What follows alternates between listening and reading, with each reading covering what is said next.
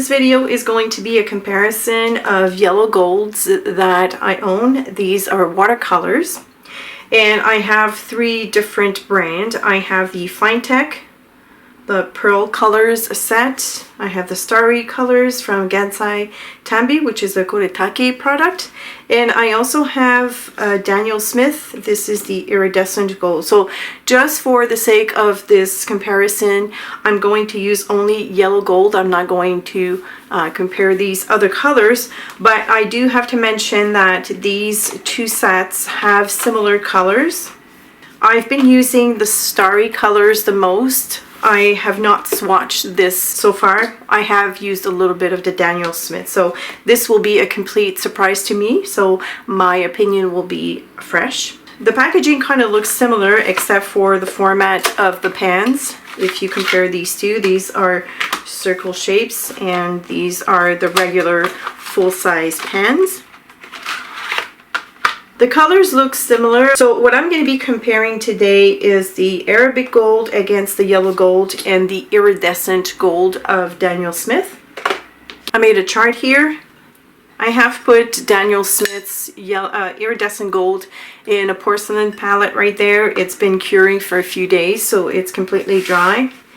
I'm going to put the Finetec here and the Gansai Tambi. So we're going to start, like, everything will be dry because, of course, if you're working with a tube paint, the consistency is a little bit different. It's more potent when it's wet.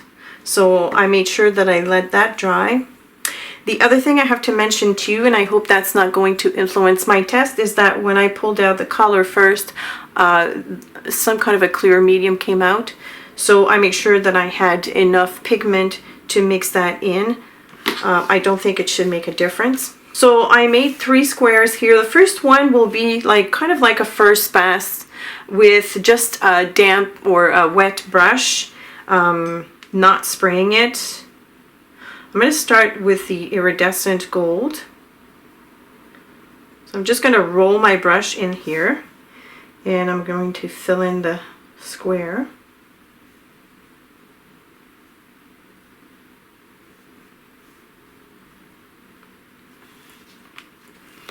I'm going to get a closer look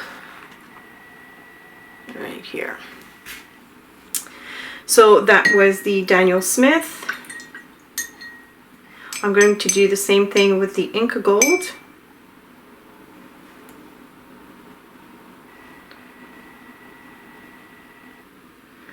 This, I can see right away that I don't need as much water as the Daniel Smith.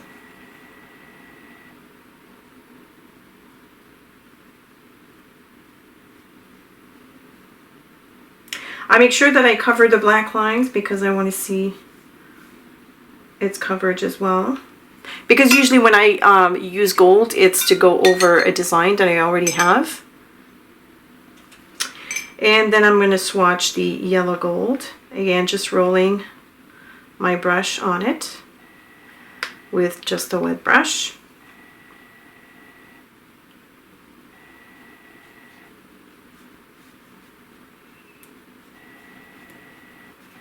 I see a little difference in the pigmentation already. I can see that the Finetec has more pigment. But again, that could be because I went more heavily on this one here. That's why I wanted to do three different comparisons. So next what I'm going to do is spray each of these pans in the Daniel Smith, which already I can tell that is a little bit creamier now with the water, with the spray. So I'm going to go over the entire box just to see what the shimmer would look like on black. Next I'm going to take Finetec.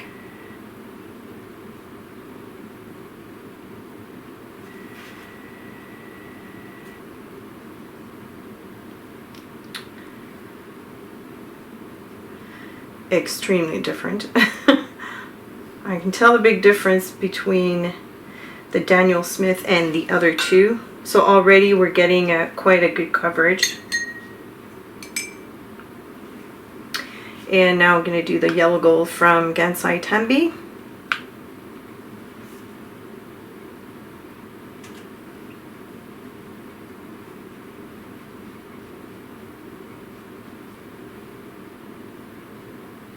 Okay. Now I'm going to let each of my pans cure a bit, as well as this one. I want a very, I want to get something as close to opaque as possible. I want a very creamy consistency, because right now, if you see this, it's still watery. Here, I'm going to show you in the pan here, because I can actually, like if you look at this, it's still very runny. Okay, so each of these colors have been curing for about 2 to 3 minutes. So now I'm going to grab my brush and blot it a little bit. I just want the tip wet, and I want to grab the paints to have them as creamy and opaque as possible. So this is the Inca Gold by Finetec.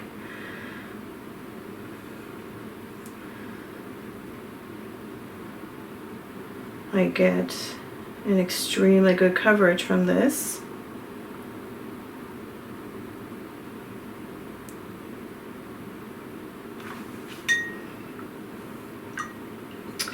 Next I'm going to do Daniel Smith.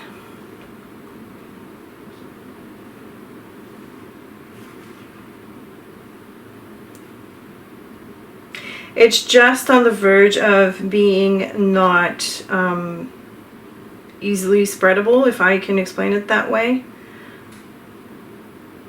So it's not completely dry in the pan, very, very creamy. And finally, the Gansai Tambi, which is the one that I have been using for a while. It's still quite runny, so I'm going to have to work it in a little bit. Here, I'm going to show you what I do here. So by rubbing my brush against the side of the pan, I can see the thickness of the paint.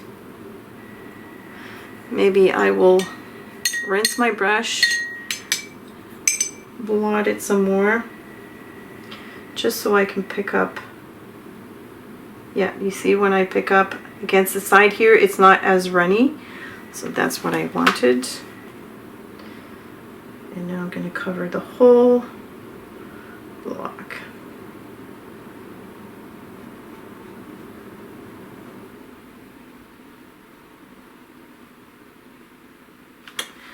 There we go. So already I can see that the Finetec is the one that has the most pigment. The Daniel Smith is still very transparent, which is one of the characteristics of watercolor. Let me just zoom in a little bit more still. In terms of iridescence, I find that the Finetec has a lot more reflection.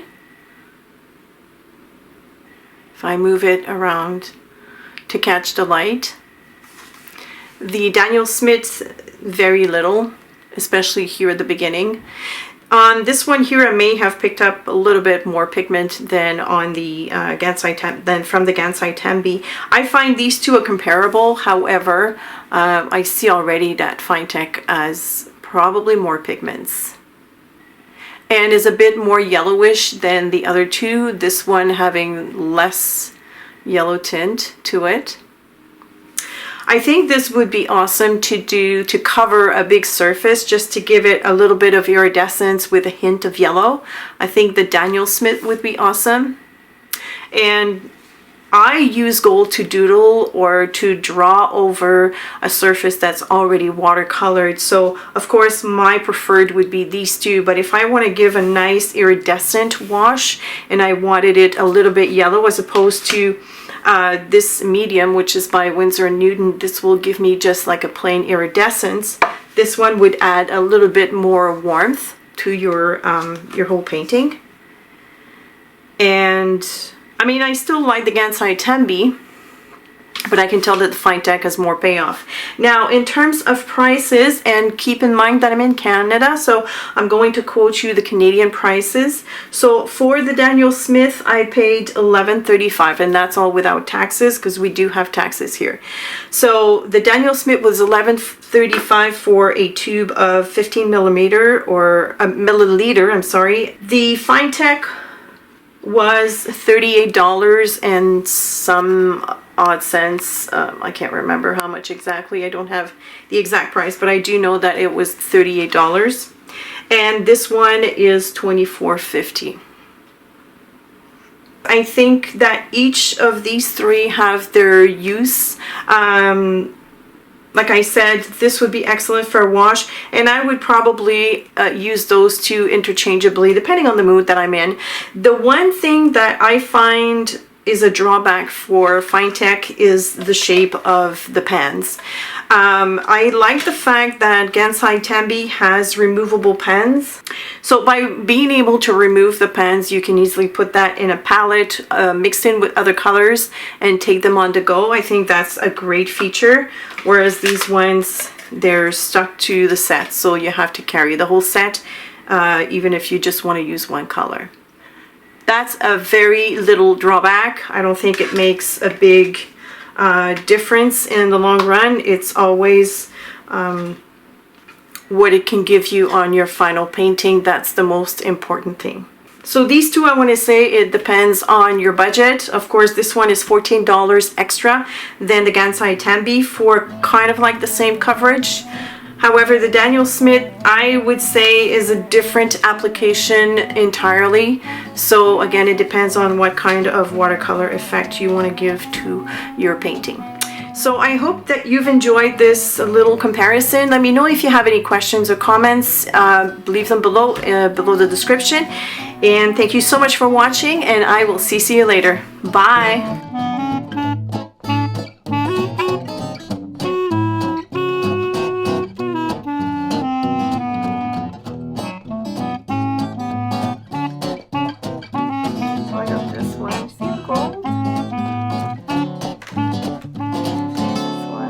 And that's not even scratching the surface of all the